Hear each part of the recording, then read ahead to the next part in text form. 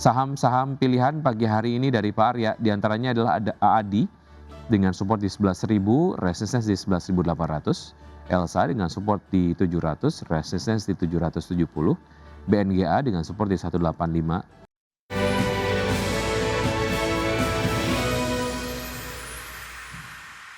Ya, terima kasih Anda masih bergabung sama kami, pemirsa, dan sebelum saya lanjutkan perbincangan bersama Pak Arya, kita akan simak terlebih dahulu data dari pembukaan IHSG di 2 menit pertama pasca pembukaan sesi 1 di pagi hari ini. Kita lihat datanya untuk IHSG sejauh ini bergerak menguat dengan penguatan 0,32% di level 7.654,893 dan 5 top gainers diantaranya adalah ada Telkom, PACK, KETR, kemudian juga ada BP dan BRMS. 5 top losers ada Adaro, kemudian juga ada ADI, Brand, ITMG, kemudian juga ada Antam. Pergerakan sektoral, sektor properti memimpin penguatan dengan penguatan 0,6% disusul oleh sektor antara basic industries dan juga sektor properti. Keduanya saling susul menyusul begitu. Kemudian untuk sektor yang mengalami pelemahan terdalam ada sektor teknologi yang melemah di atas 1%.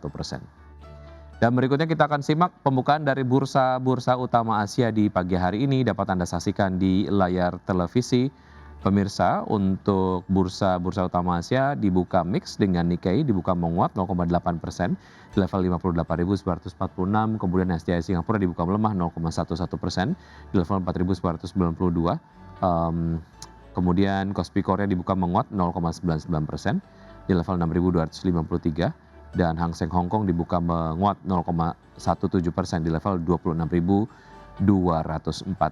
Saham-saham pilihan pagi hari ini dari Pak Arya, diantaranya adalah ada AADI dengan support di 11.000, resistance di 11.800, Elsa dengan support di 700, resistance di 770, BNGA dengan support di 185, maksud kami 1815, resistance di 1900, kemudian ICBP dengan support di 7.200 dan resistance di 7.550, dengan rekomendasi seluruh saham di pagi hari ini direkomendasikan baik.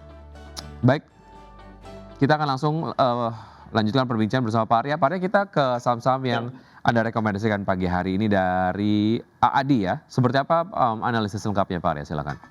Ya, kita memperhatikan bahwa dalam sektor ini masih related dengan energi dan juga ada kondisi yang cukup baik ya, pergerakan dari harga dari trennya. Kita melihat ada penguatan yang boleh dikatakan selama dari awal tahun 2026 ya, ini masih on track ya, masih terlihat uptrendnya cukup baik ya. Ini ada kesempatan ketika terjadi pelemahan kita bisa buy on weakness dekat-dekat di area support, dan kemudian ada potensi untuk terjadinya penguatan kembali menembus harga resistennya. Baik, AADI dengan term investasi menengah ke panjang atau pendek aja dulu Pak Arya?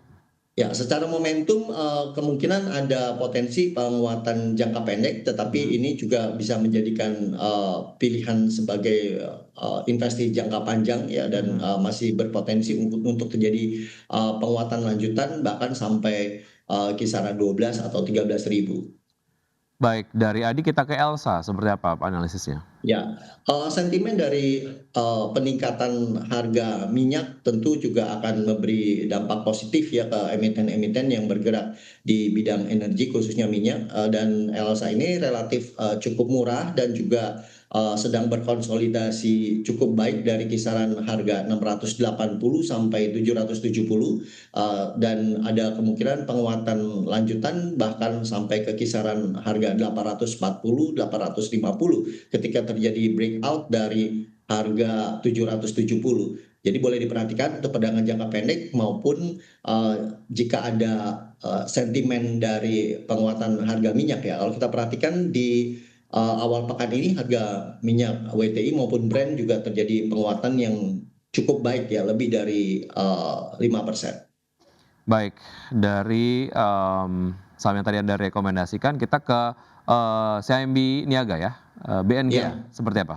Ya, di sini ada sentimen untuk pembagian dividen, jadi cukup optimis ya lepas dari 18.15, kemudian kita melihat bahwa ada potensi penguatan lanjutan sampai ke kisaran 1.900, bahkan kemungkinan akan menguat lebih lanjut, ada potensi jangka menengah ya sampai ke level harga 2.000 ya. Jadi momentum terbaik jangka pendek adalah di area resisten 1.900. Oke, dari BNGA kita ke ICBP. Ya, ICBP ini ada pelemahan yang boleh dikatakan cukup panjang ya, walaupun secara perlahan trennya menurun.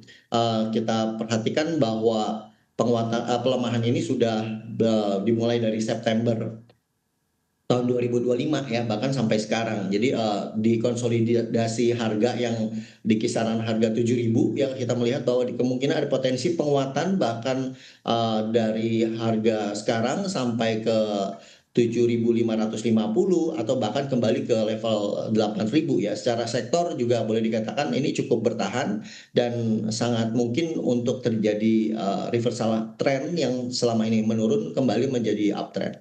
Baik, kita bergeser sedikit ataupun kembali ke, sektor keuangan atau BNGA gitu ya. Tadi kan Anda Ya. kemudian merekomendasikan buy, apakah hanya sebatas, potensial upside saja dan juga secara valuasi harga lebih murah jika dibandingkan dengan saham-saham perbankan yang lain, dan Ya. saham-saham bank yang lain sudah ter-price in atau seperti apa, Ya, Pak Arya? ya boleh dikatakan secara harga, relatif secara valuasi memang juga lebih murah ya dibanding Mmm, harga saham perbankan lainnya. Bahkan di Bank Buku 4 itu sebenarnya, saat ini karena sentimen, tekanan, yang dikatakan terjadi net sell ya itu, boleh dikatakan sementara menjadi suatu kekhawatiran bahwa akan, cukup lama untuk kembali ke harga tertingginya, tapi di, BNGA ini kan boleh dikatakan di second liner-nya yang cukup murah ya, apalagi karena ada sentimen pembagian dividen dan harganya relatif cukup murah, ini ya. kemungkinan akan, kembali menyentuh harga di September tahun 2025 ya, di kisaran harga 2.000 ya. Ini potensi,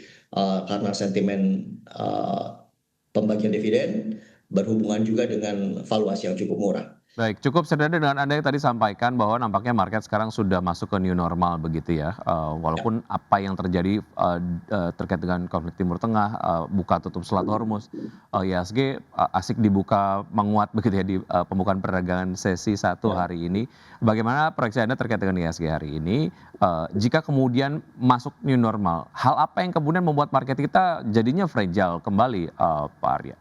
Singkat saja. Ya, kita, perhatikan bahwa sekarang kondisi psikologisnya agak berbeda ya. Kalau kita perhatikan di sini ada beberapa kemungkinan dari, skenario yang mungkin terjadi ya. Kalau kita lihat karena, secara global rebalancing investor asing itu shifting ke safe asset ya. Mmm, Terus kita perhatikan juga kondisi, geopolitis cenderung, para investor itu, risk off sentiment. Kemudian, terjadi juga profit taking setelah rally yang sebelumnya ya. Terus kemudian ada tekanan, nilai tukar ya. Jadi proyeksinya kemungkinan begini, bullish case-nya adalah ketika konflik mereda, kemudian, dari BI juga bisa terjadi, stabilitas ya, kemudian kita akan melihat bahwa IHSG kemungkinan break dari 7.700 dan targetnya menguat sampai 7.900. Tetapi, base case-nya dalam konflik terbatas masih ada, kemungkinan akan sideways volatile.